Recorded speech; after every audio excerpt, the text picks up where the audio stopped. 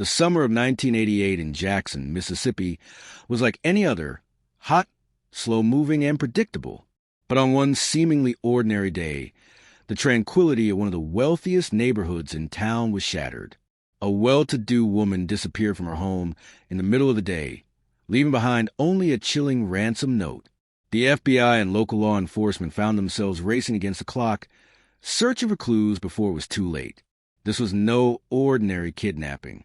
The cryptic note and the bizarre circumstances left investigators perplexed. The victim was Annie Laurie Herron, the wife of a wealthy businessman. The only traces left behind? A list of 12 names and a few drops of blood. "My name is Jim Carlst, former head of the FBI's New York field office," he later recounted. The ransom letter was our first real lead, but this case was anything but straightforward. The investigation that followed became a grueling ordeal, stretching the resources of both the Herron family and law enforcement to their limits. July 26, 1988. It was early morning, just before the summer heat would settle over Jackson, Mississippi. Robert Herron followed his usual routine, sipping his morning coffee before heading off to work, a habit he had kept for nearly 5 decades. The Herrons were among the wealthiest couples in the state, amassing a fortune of over $100 million through oil investments. Despite their affluence, their daily lives were largely routine. That afternoon, Annie Laurie Herron enjoyed a game of cards with friends in her home, a house she had lived in since her wedding and where she had raised 2 children. When the game concluded, her guests departed and the housekeeper tidied up. Before leaving, she checked in with Mrs. Herron. "Do you need anything else, ma'am?" The 73-year-old shook her head. "No, I'm all set for the afternoon," she replied, intending to spend the next few hours reading until her husband returned. Annie Laurie wasn't expecting any visitors, but when the doorbell rang, she assumed a friend had left something behind or that the housekeeper had forgotten something. "Hello," she greeted the man at the door. "Good afternoon. I have a letter for your husband." The visitor said, "You'll have to come back later." "He's not home right now," she told him. "That's fine," the man replied. "I can wait." That was the last confirmed sighting of Annie Laurie Herron. At around 4:30 p.m., Robert Herron returned from work.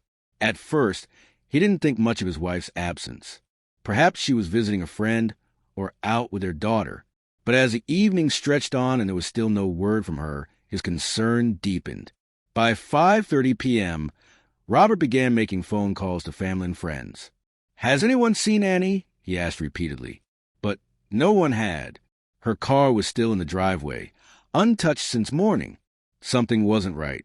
Robert's son-in-law, who lived nearby, rushed over to help search the house. "She never leaves without her handbag," Robert noted, his worry growing. Her shoes, handbag, reading glasses, and newspaper were still sitting beside her favorite chair. Even more concerning, her essential medication remained in the bathroom. Annie suffered from a stomach condition and couldn't go long without her medicine. Determined to find any clue, the men searched the house again. Near the door, Robert's son-in-law spotted something. A single sheet of paper addressed to Robert himself. A ransom note. The message was clear. Annie Laurie Herron had been kidnapped. The note demanded that Robert pay an undisclosed sum to 12 men within 10 days. No specific amount was mentioned. No instructions were given for how or where to deliver the payment. Most concerning of all, it explicitly warned Robert not to contact the police. But when no call came from the kidnappers by nightfall, Robert made a decision. He couldn't wait any longer. He called the Jackson Police Department. The officers arrived at the Herron residence and immediately took the ransom note as evidence. Their priority was to check for fingerprints or any other forensic clues that might reveal who had written it. As they combed through the house, searching for any sign of the struggle, they discovered something unsettling: small traces of blood near the doorframe. Laboratory tests later confirmed that the blood type matched Annie Laurie Herron's. Though it wasn't definitive proof of an injury, it suggested she might have been harmed during the abduction. Investigators began questioning Robert Herron, hoping to uncover any leads. They needed to know if he or his wife had ever received threats or had enemies. But Robert couldn't think of anyone who would want to harm them. The situation was becoming more dire by the minute. Without her medication, Annie's health would deteriorate quickly. Time was running out. That same evening, Robert and the Jackson Police Department reached out to the FBI for assistance. Given that ransom demands often involve communication across state lines, the case automatically fell under federal jurisdiction. Special Agent Patrick McGlannon from the FBI's Jackson Field office took the lead. The agency also brought in U.S. Attorney James Tucker, who would oversee the legal aspects of the case. Tucker, like many in Jackson, had deep respect for the Heron family. Robert Heron was well known as a self-made millionaire and one of the region's most prominent financial figures. His reputation extended beyond business. He was also known for his generosity and philanthropy. The following morning, FBI agents and forensic specialists arrived at the Heron residence. They set up a temporary command center inside the house, ensuring they could monitor any incoming calls and trace them immediately. If the kidnappers reached out, the FBI would be ready. The first thing that stood out about the ransom note was its vagueness. It provided no specific amount of money to be paid, no instructions for delivery, and no direct mention of Annie Laurie Heron's safety. This lack of detail was highly unusual and made it nearly impossible for Robert to comply, even if he wanted to. Investigators focused on a list of 12 names included in the note. When questioned, Robert revealed that all 12 men had been involved with a particular photography business he had once been associated with. Some of them had been franchise partners who had taken legal action against the company after suffering financial losses. While it seemed unlikely that all 12 men had collaborated to kidnap his wife, the FBI theorized that at least one or more of them might have orchestrated the crime as an act of revenge. Agents gathered every document, letterhead, and writing sample in the Heron home to compare them with the ransom note. If the note had been written inside the house, it would be a major breakthrough, but results in the lab would take days. Meanwhile, the search for physical evidence continued outside the home. Agents scoured the property for any signs of struggle or items the kidnappers may have dropped. They checked for cigarette butts, food wrappers, or any trace that someone had been watching the house. But nothing turned up.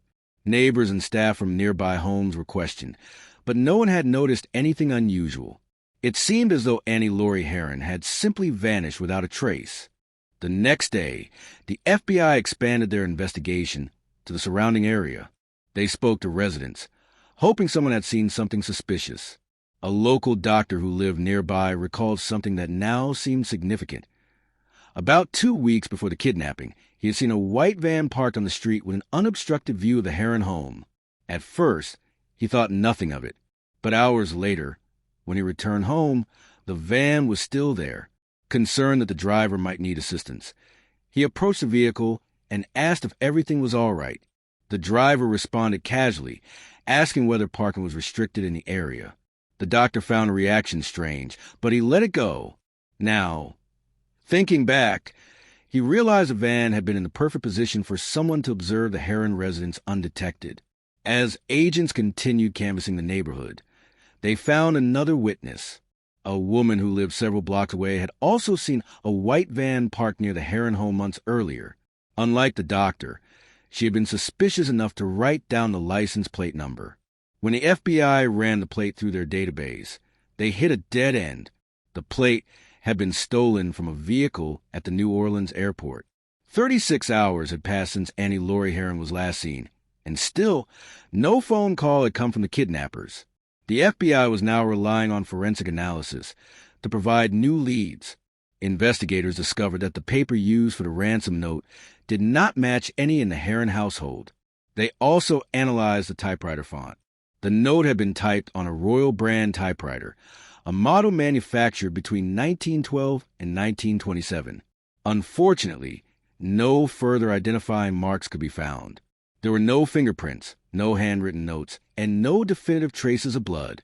The physical evidence had reached a dead end. The only remaining lead was the list of 12 names.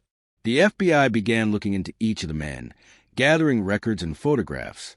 Some were living in different parts of the country, so agents from various field offices were called in to assist. Many of the men were struggling financially, which gave them a potential motive for extortion. But the real question was whether any of them had been in Jackson, Mississippi, when the white van was spotted, or worse, on the day of the kidnapping. FBI agents began tracking their movements, hoping that surveillance would lead them to the missing woman. But 3 days had already passed. The deadline in the ransom note was fast approaching, and there were still no instructions on how to secure Annie Laurie Herron's safe return. 3 days had passed since Annie Laurie Herron's disappearance, and FBI agents were no closer to finding her.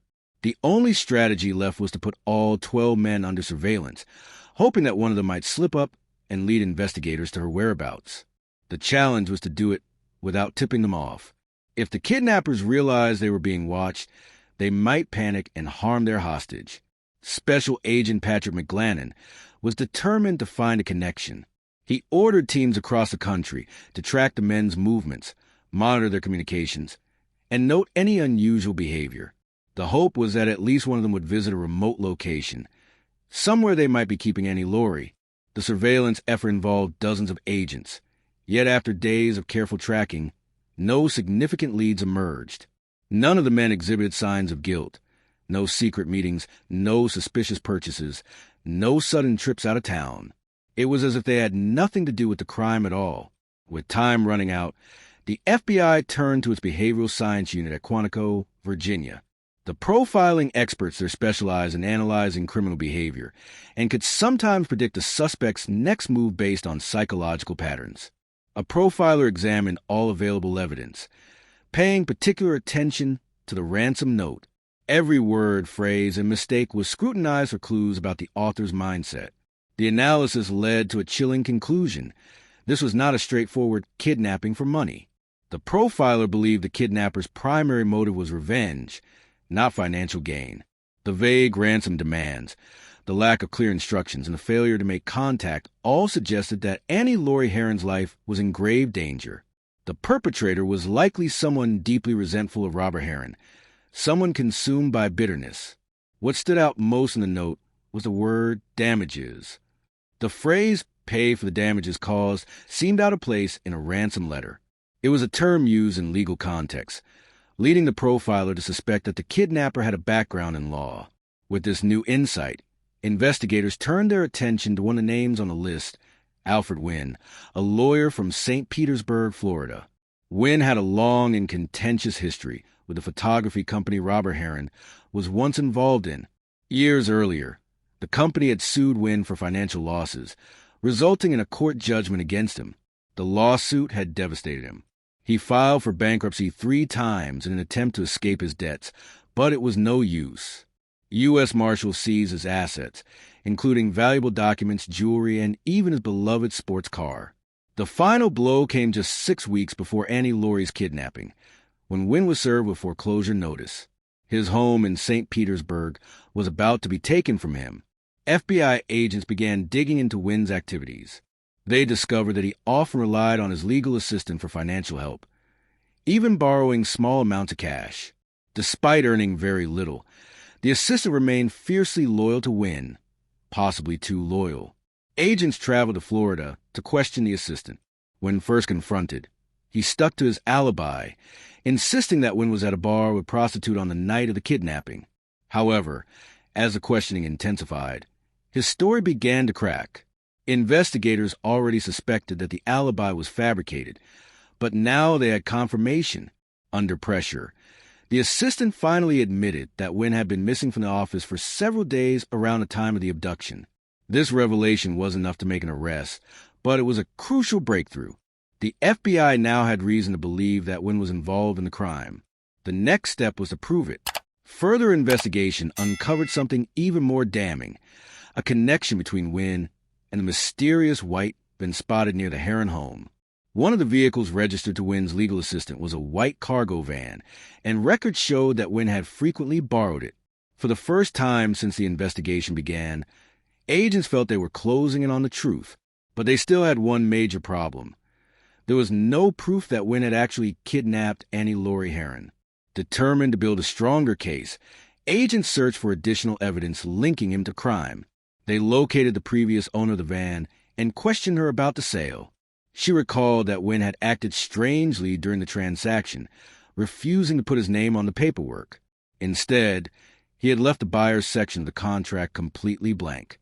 This was a promising lead, But just when it seemed like investigators had the break they needed, they hit another setback. On the day of the kidnapping, the van had been in the shop for repairs. Another dead end. More than a week had passed since Annie Laurie Herron disappeared. And despite all the FBI's efforts, they were still no closer to finding her. More than a week had passed, and Annie Laurie Herron was still missing. With every day that went by, the chances of finding her alive grew slimmer. The FBI knew they needed a new approach, so they turned their attention back to Alfred Wynn. The problem was that while the evidence suggested he was involved, nothing directly tied him to the kidnapping. There were no eyewitnesses, no physical proof, and no ransom calls. The case was slipping through their fingers. Then, out of nowhere, something changed. On August 15, 1988, Robert Herron received a letter in the mail. The envelope was postmarked 3 days earlier in Atlanta, Georgia. The moment he saw the handwriting, his hand started to shake. It was his wife's. FBI agents carefully opened the letter, avoiding any potential evidence contamination. The message inside was brief but terrifying. Annie Laurie begged Robert to do whatever the kidnappers wanted. She warned that if he didn't follow their instructions, they would seal her up in a basement with a few jugs of water. The letter provided no clear demands, no instructions on where to send money, no way to contact the kidnappers. It only served one purpose: to terrify Robert into action. But for the FBI, it was the first sign of hope. If Annie Laurie was alive on August 10th, the date written on the letter, there was still a chance to save her. Special Agent Patrick McGlannon studied the wording carefully. Something didn't sit right. He brought the letter to the family, asking if Annie would normally phrase things that way. Her daughter immediately noticed an inconsistency. Her mother would never say, "a few jugs of water in a basement." She would have said, "bottles of water in a cellar." That small detail suggested one of two things. Either the letter had been dictated to her, or she hadn't written it at all, if it had been dictated. The kidnappers could have forced her to write whatever they wanted. If it had been forged, it meant she might have already been dead when the letter was sent. With no way to be sure, the FBI had to act as if she were still alive. Desperate for any lead, Robert Herron made a bold move. He wrote checks to every single man on the ransom list, including Alfred Wynn. Each check was for a significant sum, though not enough to be considered a full ransom. Along with the checks, he included a personal letter asking for his wife's safe return. The FBI knew this was a gamble, but might force the kidnapper to make contact. A few days later, agents visited Wynn's office and questioned his assistant again. This time, they asked about Wynn's reaction to receiving Robert's check. The assistant's answer sent a chill through them. Wynn had looked at the check, read the letter, and simply muttered, "That's not what I wanted." He then handed the check back to his assistant and told him to return it with a note that read, "Best wishes for your wife's safe return." It was a clear message. This wasn't about money. It was about revenge. For the FBI, this was an ominous sign. If Wynn had kidnapped Annie Laurie just to punish her husband, the likelihood of finding her alive was almost non-existent. Investigators continued questioning the other men who had received checks. Some kept the money, while others sent it back with letters of sympathy. Most had nothing to do with the crime and wanted no part of Robert Herron's suffering. Still, weeks passed with no further word from the kidnappers. By November 1988, Annie Laurie Herron had been missing for over 3 months. Given her medical condition, there was almost no chance she had survived this long without proper care. As hope faded, the case caught national attention. A popular crime investigation TV show aired a special about Annie Laurie's disappearance. The episode didn't mention Alfred Wynn by name, but it laid out all the known details of the case. And then, something unexpected happened. A woman from Florida contacted the FBI, claiming she had information about Wynn. At first, agents were skeptical. Many people came forward after high-profile cases aired on television, most offering nothing useful. But this woman was different. She wasn't just a random caller. She was a psychic who had worked with law enforcement before. And according to her, Alfred Wynn had once come to her for advice. For years earlier, in 1984, Wynn had visited her for a reading. He was obsessed with his legal battle against the photography company, desperate for a way to get back at them. She told him to pursue legal channels, but he dismissed the idea, saying he had already lost that fight. Then he said something chilling. He told her he was considering kidnapping the company's CEO and holding him hostage until he got what he wanted. Even worse, he claimed he already had a location picked out and was looking for people to help him carry out the plan. When she refused to assist him, he never returned. For the FBI, this was huge. It proved that when it considered kidnapping as a form of revenge long before Annie Laurie Herron was taken. It also meant that this case wasn't random. It had been planned for years. Now, they just needed to prove it. The FBI now had a clear motive. Alfred Wynne had been planning a kidnapping for years as revenge for his financial ruin. But knowing his intent wasn't enough. They needed solid evidence to tie him to Annie Laurie Herron's disappearance. The psychic who had spoken with Wynne agreed to help.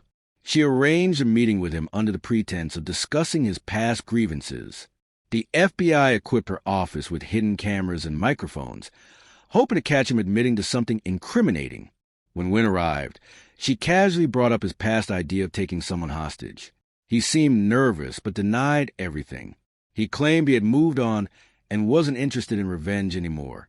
While this was disappointing for the investigators, the very fact that he had come to the meeting suggested he still trusted her. After Wynne left, the agents followed him, hoping he would lead them to something useful. But he didn't go anywhere unusual. He simply returned to his office and carried on with his normal routine. For a while, it seemed like another dead end. Then, in early December 1988, the FBI learned something that changed the course of the investigation. Went on a remote cabin deep in the Florida swamps, an isolated place, perfect for hiding someone.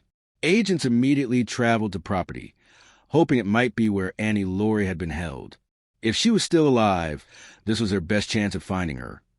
When they arrived, they searched the cabin thoroughly. It was empty. There were no signs that anyone had been living there recently. No food, no clothing, no personal belongings. Most importantly, there was no basement, which meant that if the threat in Annie Laurie's letter had been real, she hadn't been kept here. Agents expanded their search to the surrounding swamp, looking for any sign of a buried body, but nothing turned up. Once again, the case had stalled. Months passed without any new developments. Then, in July 1989, something unexpected happened. Wynne made a crucial mistake. In an attempt to frustrate the government, Wynne sent an entire filing cabinet full of legal documents to the IRS. He was being audited, and rather than cooperating, he decided to make their job as difficult as possible by dumping hundreds of pages of paperwork on them. But what he didn't realize was that inside the cabinet, mixed in with all the irrelevant documents, were letters that exposed another crime. One letter outlined a plan between Wynne and a former girlfriend to kidnap and murder the woman's ex-husband. The FBI immediately recognized similarities to Annie Laurie Herron's case. The letters mentioned using an old typewriter to create ransom demands. They described scouting locations ahead of time.